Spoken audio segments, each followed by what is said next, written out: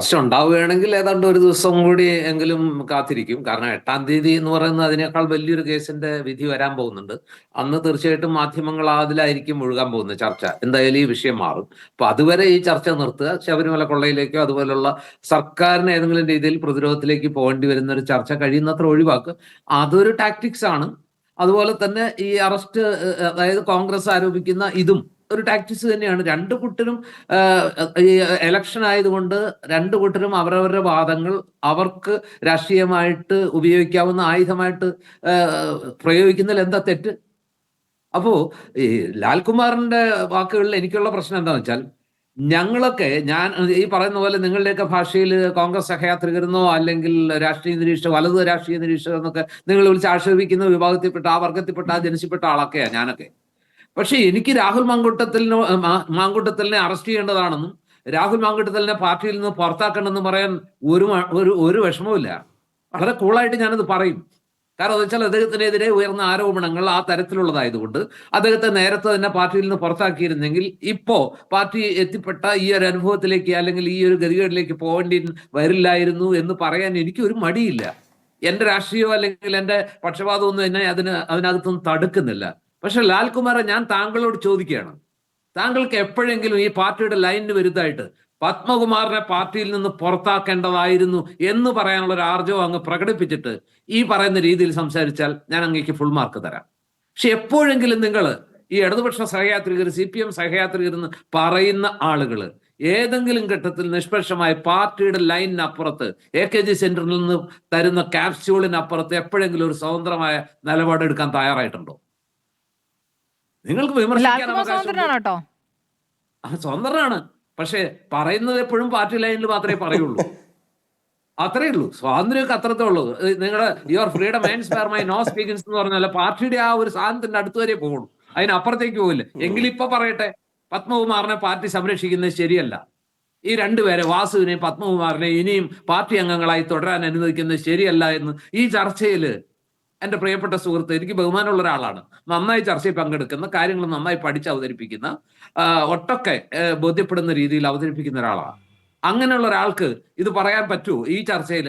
അവർ രണ്ടുപേരെയും പാർട്ടി ചുമക്കുന്നത് തെറ്റാണ്. ഈ പറയുന്ന രാഹുൽ മാങ്കൂട്ടത്തിലിൻ്റെത് വ്യത്യസ്തമായ ഒരു കേസായിരിക്കാം, വ്യത്യസ്തമായ കുറ്റമാണ്, ഞാൻ അംഗീകരിക്കുന്നു.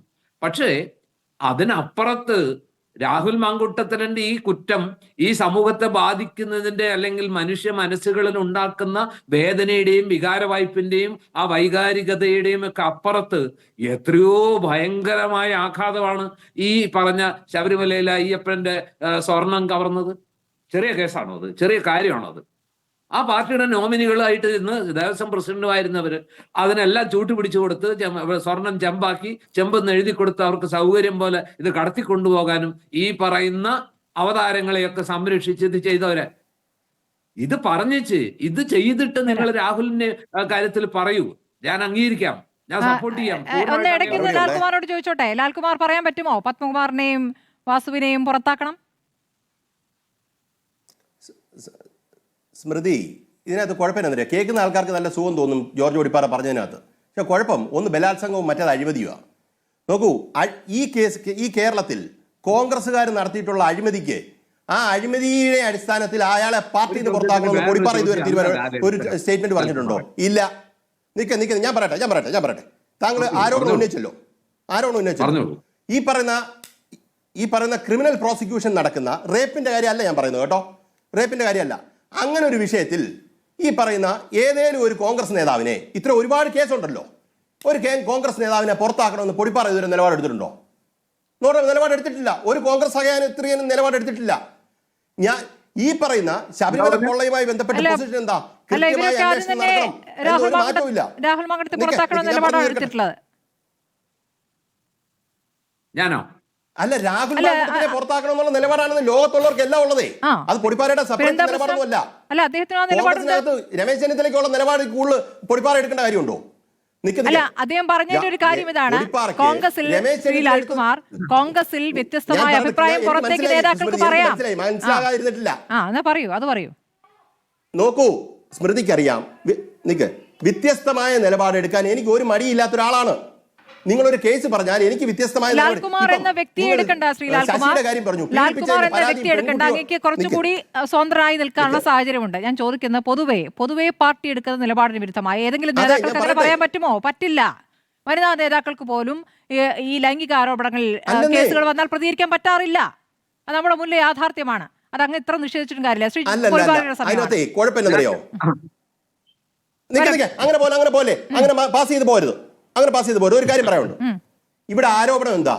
പാർട്ടിക്കാർ നിൽക്കുന്നുള്ളതല്ലല്ലോ. പാർട്ടി ലൈനിൽ നിന്ന് വ്യത്യസ്തമായ ഒരു നിലപാട് പാർട്ടിക്കാരെടുക്കുമെന്നല്ലോ പറഞ്ഞത്. ലാൽകുമാർ എടുക്കാനുള്ള ധൈര്യം ഉണ്ടോന്നല്ലേ ചോദിച്ചത്? അപ്പൊ എന്റെ ചോദ്യം പൊടിപ്പാറ എടുക്കുമെന്നാ ചോദിച്ചത്. ഈ പറയുന്ന അഴിമതി ആരോപണത്തിൽ എത്ര പ്രാവശ്യം എത്ര പേരെ വേണ്ടി വന്നാലല്ല എടുത്തത്? കേരളത്തിൽ ഇതുവരെ അഴിമതി ആരോപണം ഒന്നും വന്നിട്ടില്ല. കള്ളത്തരത്തിന്റെ കോൺഗ്രസ് വന്നിട്ടില്ല. കോൺഗ്രസിനെതിരെ അഴിമതി ആരോപണം വന്നിട്ടില്ല. അത് ചുമ്മാ ഇരട്ടത്താപ്പ്. ഒരു ചർച്ചയുടെ സൗകര്യത്തിന് ലാൽകുമാർ അതിനെന്താണ് ഒരു തടസ്സം? മാധ്യമപ്രവർത്തകർക്ക് ഇത് എടുക്കുന്നില്ല. അല്ലെന്ന് ഞാൻ പറഞ്ഞില്ലല്ലോ സ്മൃതി. നിക്ക് അതിനകത്ത് കുഴപ്പമില്ലെന്നറിയാം. അതിനകത്ത് ഇരട്ടതാപ്പുണ്ടെന്നുള്ളതാണ്. ലാൽകുമാറിലേക്ക് ബേർഡൻ വെക്കുമ്പം ഈ പറയുന്ന അഴിമതി ആരോപണവും പൊടിപ്പാറ പറയും എന്ന് പറയുന്നത് ബലാത്സംഗമാണ്. അത് രണ്ടും ഒക്കത്തില്ല. രാഹുൽ കേസിന് മുൻപ് തന്നെ പിന്നെ എന്നിലോട്ട് അധികം ബർഡൻ വെക്കണ്ട. അല്ല, അങ്ങനെയല്ല ലാൽകുമാർ. കാരണം ശബരിമല സ്വർണ്ണക്കൊള്ള എന്ന വിഷയം എത്രത്തോളം ഗൗരവമുണ്ട്. ആ ഗൗരവത്തിൽ ഒരു നിലപാട് ആ പാർട്ടി എടുത്തിട്ടോ എന്നുള്ള ചോദ്യം ഇപ്പോഴും ഉണ്ട്. അതവിടെ ഉണ്ട്. അതില്ലാതാവുന്നില്ല. മറ്റു കേസ് അപ്പുറത്തുണ്ട് എന്ന് വിചാരിച്ചിട്ട് ഇത് മിണ്ടാതിരിക്കാൻ പറ്റില്ല. വിമർശനമാണല്ലോ സ്മൃതി. അതവിടെയുണ്ട് സ്മൃതി. ഒരു രാഷ്ട്രീയ വിമർശനം അല്ല, അത് രാഷ്ട്രീയ ലുക്ക്. അവിടെ ഒരു രാഷ്ട്രീയ വിമർശനം ഇല്ലാന്നൊന്നും ഞാൻ പറഞ്ഞില്ല. ശരി, ആ വിമർശനം ഞാൻ കേൾക്കാനും തയ്യാറാണ്. പക്ഷെ കുഴപ്പം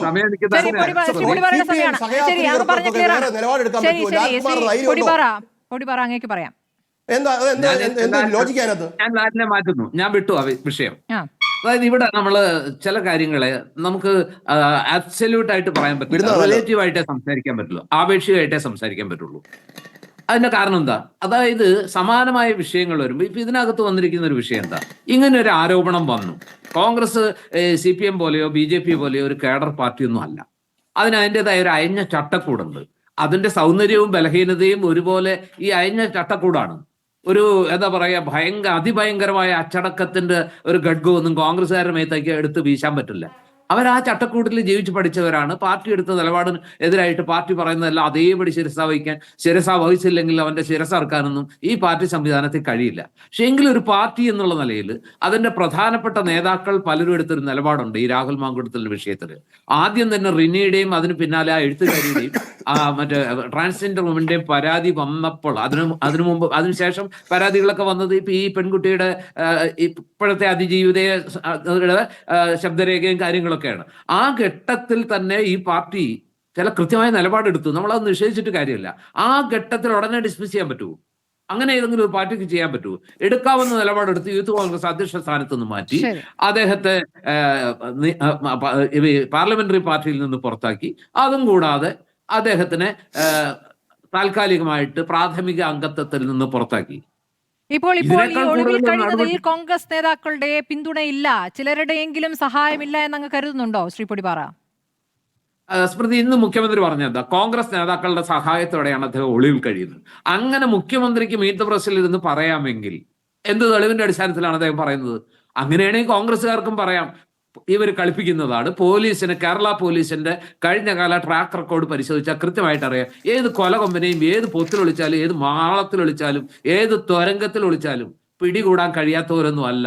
ട്രാക്ക് ചെയ്യാൻ പറ്റാത്തവരോ പിടിക്കാൻ പറ്റാത്തവരോ വേണമെന്ന് വിചാരിച്ചാൽ എവിടെ പോയി ഒളിച്ചാലും. മാത്രമല്ല, രാഹുൽ മാങ്കൂട്ടത്തിൽ ആരും തിരിച്ചറിയാത്ത ഒരു വ്യക്തിയൊന്നുമല്ല. ആ മുഖം ഇന്ന് കേരളത്തിലെ ഏറ്റവും കൂടുതൽ ആളുകൾക്ക്, അല്ലെങ്കിൽ ഇന്ത്യക്ക്, കേരളത്തിന് പുറത്ത് ഏറ്റവും കൂടുതൽ ആളുകൾ തിരിച്ചറിയുന്ന ഒരു മുഖമാണ്.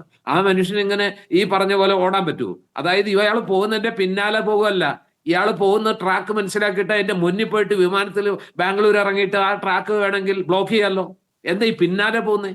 മുമ്പേ ഓടിയിട്ടും അങ്ങനെയും വഴികളുണ്ടല്ലോ ഈ കാലത്ത്.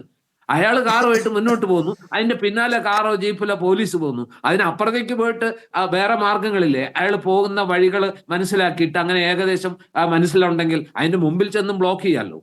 ഇത് ചെയ്യാതെ പിന്നാലെ പോകുന്നേ ഉള്ളൂ. പിന്നാലെ പോകൂ എന്ന് ആരെങ്കിലും പറഞ്ഞാൽ, അങ്ങനെ പോലീസ് തീരുമാനിച്ചിട്ടുണ്ടെന്ന് ആരെങ്കിലും പറഞ്ഞാൽ എങ്ങനെയല്ലേ കുറ്റപ്പെടുത്താൻ കഴിയുക? അങ്ങനെയും ചിന്തിക്കാമല്ലോ. ശരി. അങ്ങനെയും ചിന്തിക്കാം.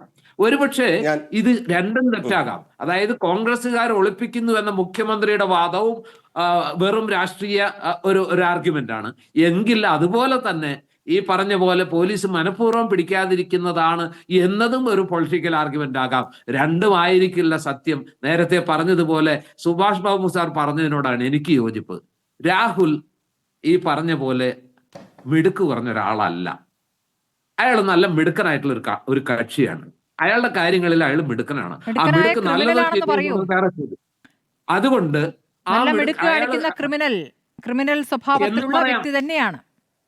തന്നെയാണ്. അതുകൊണ്ട് തന്നെ ഒളിക്കാൻ എങ്ങനെ ഈ മുൻകൂർ ജാമ്യത്തിന് മുമ്പ് പോലീസിന്റെ കസ്റ്റഡിയിൽ ആകാതിരിക്കുക എന്നുള്ളത് അയാളെ സംബന്ധിച്ചിടത്തോളം വളരെ ഒരു ജീവൽ പ്രശ്നമാണ്. അതുകൊണ്ട് അയാളുടെ കഴിവ് മുഴുവൻ ഉപയോഗിച്ച്, അയാൾക്ക് സ്വാധീനിക്കാവുന്നവരെ മുഴുവൻ ഉപയോഗിച്ച് ഒളിവിലാകും. അതിനെ മറികടന്ന് പിടിക്കാനുള്ള മിടുക്ക് പോലീസിനില്ലെങ്കിൽ പോലീസ് പറയാ ഞങ്ങളെ കൊണ്ടാവുന്നില്ല. അവിടെ ആർക്കാണ്? അതിനകത്ത് ഞാൻ രാഹുലിനെ ന്യായീകരിക്കുന്നില്ല. ഇതൊക്കെ ഒരു തരം വല്ലാത്ത മിടുക്കാണ് എന്നുള്ളതിലും എനിക്ക് സംശയമില്ല. എന്നുള്ളതാണ് രാഹുൽ മാങ്കൂട്ടത്തിലെ നിലപാടെന്നുള്ളതാണ്. മുൻകൂർ ജാമ്യാപേക്ഷയിൽ പറയുന്ന കാര്യങ്ങളുണ്ട്, ഇന്നലെ സെഷൻസ് കോടതിയുടെ ഉത്തരവിൽ പറയുന്ന ചില കാര്യങ്ങളുണ്ട്. അതൊന്ന് വിശകലനം ചെയ്യാം.